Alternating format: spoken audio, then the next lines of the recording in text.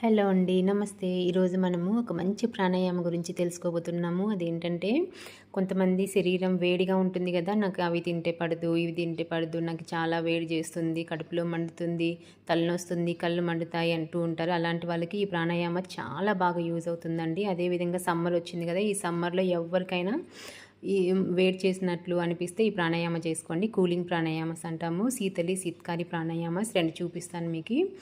ఇప్పుడు ముందుగా శీత్కారి ప్రాణాయామం చూపిస్తా. అది ఎలాగంటే పళ్ళ నుంచి గాలి తీసుకుంటాము.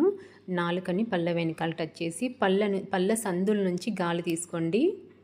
ముక్కు ద్వారా గాలి వదలండి.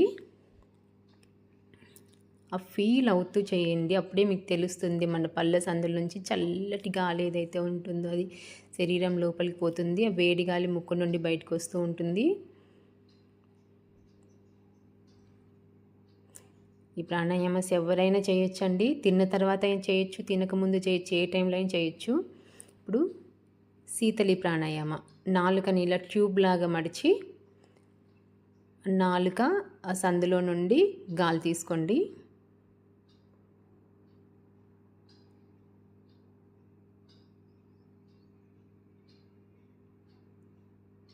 ఆ చల్లటి గాలిని ఫీల్ అవుతూ అబ్జర్వ్ చేయండి. మన శరీరం అంతా కూల్ అవుతూ ఉంటుంది. ఏసీ నుంచి ఎలాగైతే చల్లటి గాలి వస్తూ ఉంటుందో అలా మన శరీరంకి చల్లటి గాలి పోతూ ఉంటుంది. మన శరీరం కూల్ అవుతూ ఉంటుంది.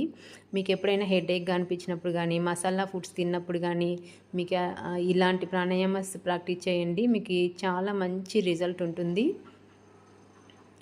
ఎవరైనా చేయొచ్చండి. పెద్దవాళ్ళు కానీ, పిల్లలు కానీ ఎవరైనా చేయొచ్చు. మీకు ఈ వీడియో నచ్చినట్లయితే ప్లీజ్ లైక్ చేసి సబ్స్క్రైబ్ చేయండి. Thank you.